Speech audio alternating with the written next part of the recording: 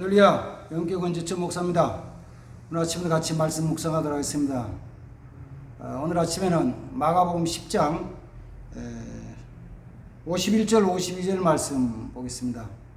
예수께서 말씀하여 이르시되 내가 네게 무엇을 하여 주기를 원하느냐. 맹인이 이르되 선생님이여 보기를 원하나이다. 예수께서 이르시되 가라 내 믿음이 너를 구원하였느니라 하시니 그가 곧 보게 되어 예수를 길에서 쫓으니라. 아멘. 이 말씀은 예수님이 그 십자가에 못 박히시기 전에 바로 마지막 주간에 있었던 사건 중 하나입니다.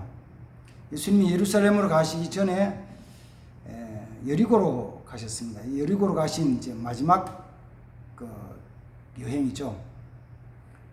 그리고 여리고에 갔다가 올라오신 다음에는 예루살렘으로 가시고 예루살렘에서 순환 당하시고 십자가에 못 박혀 죽으셨습니다. 근데 그때 여리고로 가실 때 제자들과 함께 많은 무리들이 때를 지어서 군중들이 예수님과 함께 여리고 갔다가 예수님 올라오셨는데 그때 여리고에서 나오실 때 그 길가에 앉아 있던 소경 거지 바디메오가 자기 앞으로 사람들이 많이 지나가는데 무슨 일이냐 물으니까 나사렛 예수가 지나가신다는 거예요. 그 소리를 듣고 그 소경이 큰 소리를 부르짖기를 다윗의 자손 예수여 내게 은혜를 베풀어 주소서 내게 자비를 베풀어 주소서 소리를 질러요. 예수님을 따라가던 많은 사람들이 갑자기 길가에 앉아있던 거지가 소리를 지르니까 깜짝 놀라서 오히려 그 소경 바디메오를 꾸짖으면서 조용해라 조용해라 야단을 꾸짖었어요. 그렇지만 그 바디메오는 그 사람들이 뭐라고 하든지 관계치 않고 큰 소리로 있는 힘을 다 해가지고 다윗의 자손 예수여 나를 불쌍히 여기소서라고 소리를 지를 때 예수님께서 그 소리를 들으시고 부르셨습니다. 오라 그래라. 이 소경거지 바디메오가 자기가 두르고 있던 겉옷을 벗어 던지고 예수님께 막 갔더니만은 예수님 그에게 질문하신 내용이 읽었던 51절 말씀입니다. 내가 네게 뭘 해주기를 원하느냐? 네가 원하는 게 뭐냐? 내가 너에게 뭘 해주면 좋겠느냐? 질문이에요. 그렇기 때문에 그 바디메오가 대답하기를 주님 내가 보기를 원합니다. 보게 해주십시오. 그 말을 들은 예수님이 하신 말씀이 그래 너의 믿음이 그 믿음이 너를 낫게 했다. 치료해 주었다. 이렇게 말씀하시고 그 눈을 보게 해주셨습니다. 이 사건인데 아침에 이 사건을 묵상하면서 한 세 가지만 좀 정리를 해서 같이 나누겠습니다. 첫 번째는 바디메오가 예수님을 만나서 부르짖어 기도했던 그때 그 시기 그때가 예수님을 만날 수 있는 마지막 기회였습니다. 마지막 기회. 그 당시에 뭐 여리고 사람도 알지 못하고 또 바디메오도 알지 못했지만은 사실은 예수님이 그 여리고를 지나오신 다음에 예루살렘으로 가시고 예루살렘을 순환당하셨기 때문에 그 여리고를 가신 게 마지막 사건이었고 그리고는 다시 가시지 않았잖아요. 그 여리고 사람들이 예수님을 만나볼 수 있는 마지막 기회 또 바디메오가 예수님을 만날 수 있는 마지막 기회 그 마지막 기회에 바디메오는 부르짖어 기도해가지고 응답을 받았죠. 바디메오 자신은 몰랐어요. 이게 마지막 기회는 알지 못했지만 어쨌든 예수님을 만날 수 있는 기회니까 힘써 부르짖어 기도해가지고 응답받은 거예요. 저는 말씀을 묵상하면서 그런 생각을 했습니다. 오늘날도 우리가 살아가면서 이 만나는 많은 일들을 보면서 이게 뭐냐면은 우리 주님 앞에서 내가 마지막 기회다고 생각하고 기도해야 돼요. 마지막 기회로 생각하고 주님 앞에 헌신해야 돼요. 이건 굉장히 믿음의 중요한 자세입니다. 제가 그 교회 절기를 지나면서 가끔 우리 성도들이 이런 이야기를 합니다. 뭐 부활절이든지 추수감사절이든지 성탄절이든지 간에 그때마다 가끔 이런 말씀을 해요. 여기 오늘 이렇게 절기 예배 드리는 부활절 예배를 드리는 우리 성도들 중에서 어쩌면 이 부활절 오늘 예배가 마지막 예배일 분들도 있다. 그렇죠? 그런 분들이 있죠. 통계학상으로 보면 이런 거잖아요. 대한민국 사람들이 5,100만 명인데 그 5,100만 명이 평균 100살까지 산다면은 1년에 51만 명이 죽는 거예요. 그것이 51만 명이 죽고 새로 태어나고 51만 명이 죽고 새로 태어나면은 그 사람 평균 수명이 100살이에요. 그러면은 1년에 51만 명이 죽는데 그 51만 명 죽는 중에서 크리스찬이 20%라면은 10만 명이잖아요. 그냥 단순 계산해가지고, 이건 뭐 정확하게 지역마다 교회마다 다르지만 어쨌든 단순 계산했을 때는 51만 명 중에서 20%면은 10만 명이 죽는 거예요. 그 10만 명 크리스찬 중에서 오늘 절기 예배, 부활절 예배를 드린 성도 중에서 10만 명이 내년을 못 드리는 거잖아요. 내가 그런지 아닌지 잘 모르지만 어쨌든 그 마지막 부활절 예배를 마지막 드리는 사람도 있어요. 뭐 확률적으로 얘기한다면 연세가 좀 드신 분, 70이 넘고 80이 넘은 분들은 내년에 부활절 예배 다시 드린다는 확률이 좀 약해지잖아요. 확률이. 그리고 그런 분들은 마음에 서면 이번 부활절이 마지막 부활절일 수 있다. 그러니까 내가 정말 마음을 다해서 정성을 다해서 힘써서 전심으로 하나님께 예배 드려야지. 이런 마음을 가져야 되는 거 아니에요? 개인적으로 이런 거예요.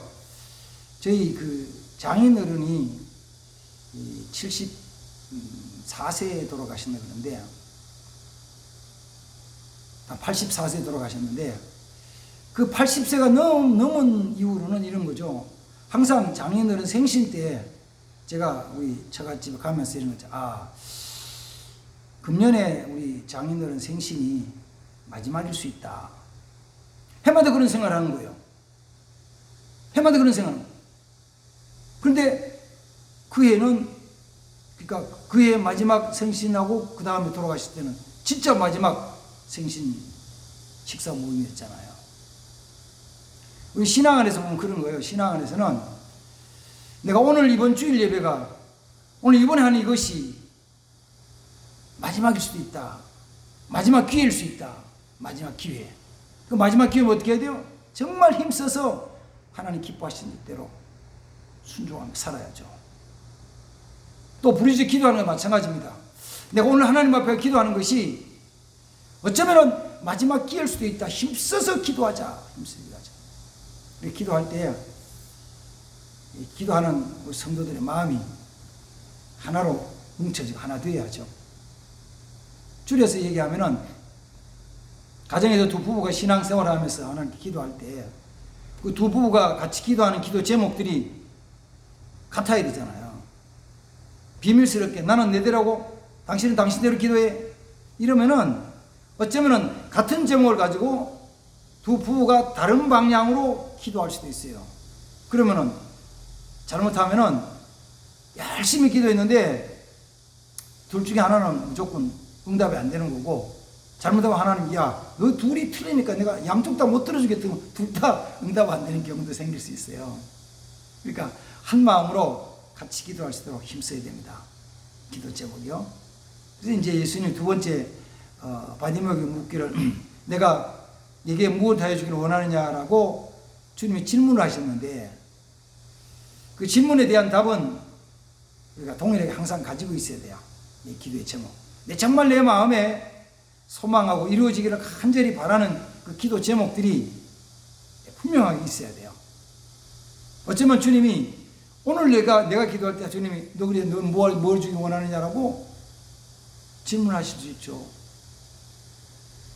성경에 보면은 솔로몬이 왕이 된 다음에 실로에 가서 1,000번제 드릴 때 1,000번제 1,000번제 양을 한 마리 드리고 두 마리 드리고 1번제, 2번제, 100번제, 150번제 드릴 때 그래서 1000번째를 드렸는데 1000번째 드리고 났을 때 하나님 물으신 거잖아요. 솔로몬, 내가 너에게 뭘 줄까?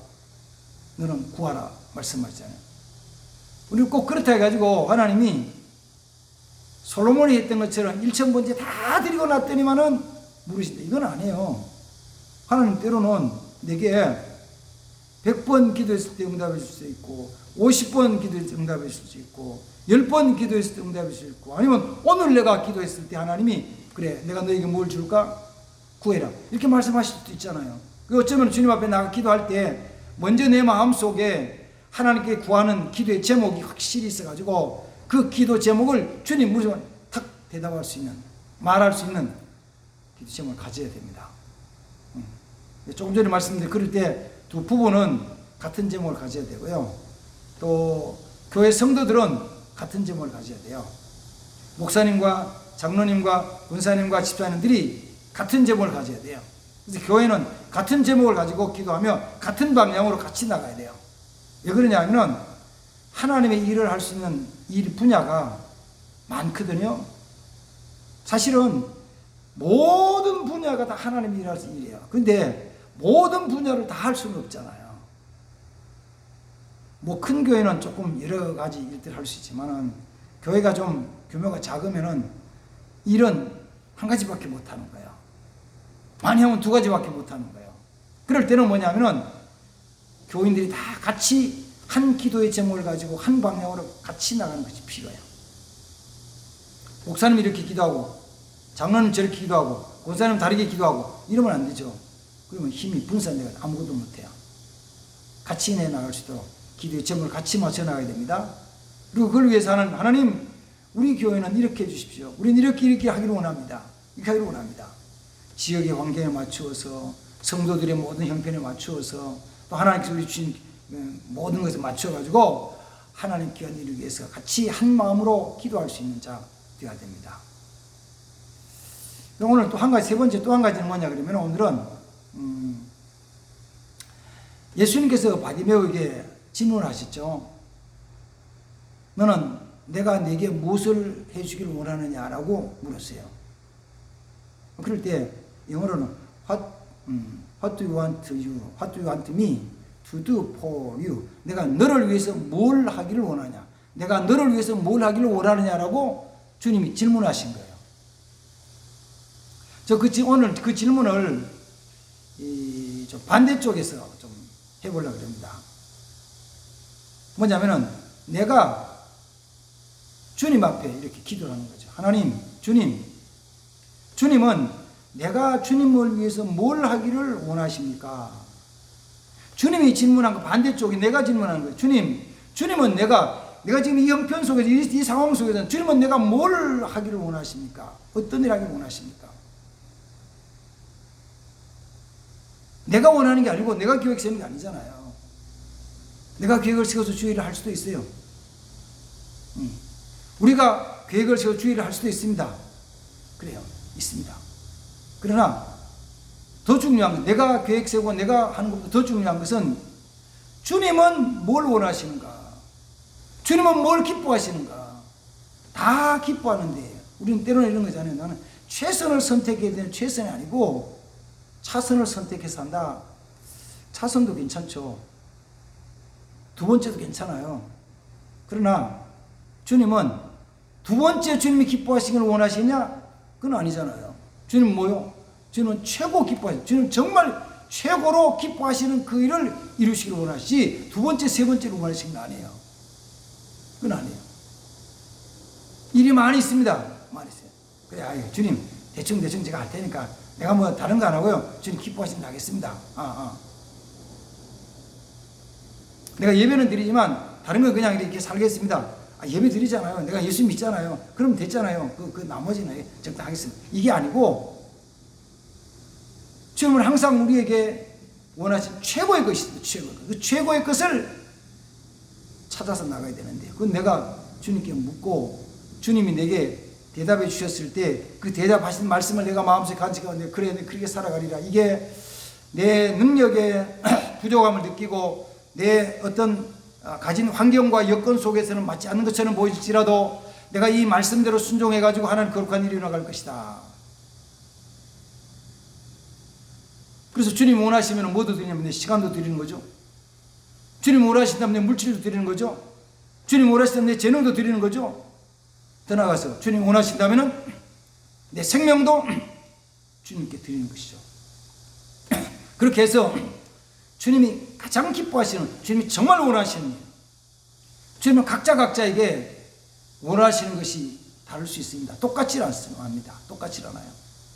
모든 사람 똑같이 원하시긴 안 해요.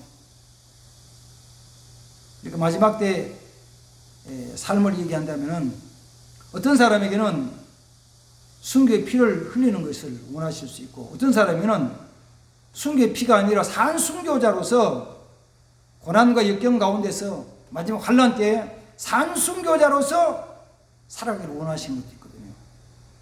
어떤 때는 내 자신을 숨기고 세상 속에서 하나님의 빛을 비추는 삶으로, 그 속에서 하나님의 거룩한 일을 이루는 삶으로 살기를 원하시는 사람도 있잖아요. 그래서 우리가 찾는 건 그거죠. 최선의 삶이 뭘까? 하나님이 가장 기뻐하신 최선의 삶이 뭘까? 그 최선의 삶을 향하여서 나가는 자 되어야 됩니다. 이걸 위해서 우리는 구해야죠. 주님이 제게 원하시는 게 뭡니까? 제가 뭘 하길 원하십니까? 저도 이제 그걸 늘 기도해요. 나이가 좀 들면서 당연히 때가 되면은 목회 현장 사역에서 은퇴를 해야 되는데요. 그럴 때 주님이 원하시는 게 뭡니까? 그래서 주님이 원하시면서 나를 위해서 예비한 것이 무엇입니까? 그걸 제가 기도하고 찾는 거죠. 그래서 이거 맞구나 싶으면은 저는 주님 감사합니다. 내가 이 일을 위해서 마지막까지 살아가겠습니다. 충성하겠습니다. 라고 고백하면서 살아가려고 합니다. 자, 오늘은 바디메오의 사건을 통해 제가 세 가지를 간단하게 좀 묵상을 했습니다. 첫 번째는 바디메오는 자기에게 주어진 마지막 기회에, 예수님께 부르짖어 기도하는 마지막 기회를 놓치지 않고 부르짖어 기도 응답받은 사람이다. 또 한 가지는 이제 두 번째는 예수님이 내가 너에게 뭘 해주기를 원하느냐라고 질문하실 때 분명히 자기의 기도 제목, 바라는 소망, 이루어지기를 바라는 소망에 대한 것을 확실하게 기도 제목을 아릴 수 있었다 하는 것이고, 세 번째 거기에서 적용해서 내가 주님 앞에 주님 내가 뭘 하기를 원합니까? 라고 기도해서 주님 하신 말씀대로 순종하는 삶, 그런 순종하는 삶으로, 순종함으로 하나님 역사를 이루는 삶이 되기 위해서 같이 아침을 나누었습니다. 기도하겠습니다. 그러고 하시다 하나님 아버지, 오늘 아침에도 같이 말씀 묵상합니다. 여리고 길가에 앉아서 구걸하던 바디메오가 주를 만날 수 있는 기회에 부르짖어 기도하여 응답받았고, 주님이 내게 뭘 하기를 원하냐고 말씀하실 때 보기를 원합니다라고 구하여서 주의 응답받고 보는 역사가 나타났습니다. 우리 삶에도 이제는 내가 은혜 받았사오니 주님이 내게 원하시는 것, 내가 뭘 하기를 원하시는지 말씀하시기를 원합니다. 그 말씀을 듣고 붙잡고 순종하는 삶이 되게 하옵소서. 그래서 주님이 우리에게 순종하게 하시는 순종이 믿음이 되게 하옵소서. 주를 믿는 믿음의 순종의 사람 되게 하옵소서. 예수님의 이름으로 축복합니다. 기도합니다. 아멘. 감사합니다.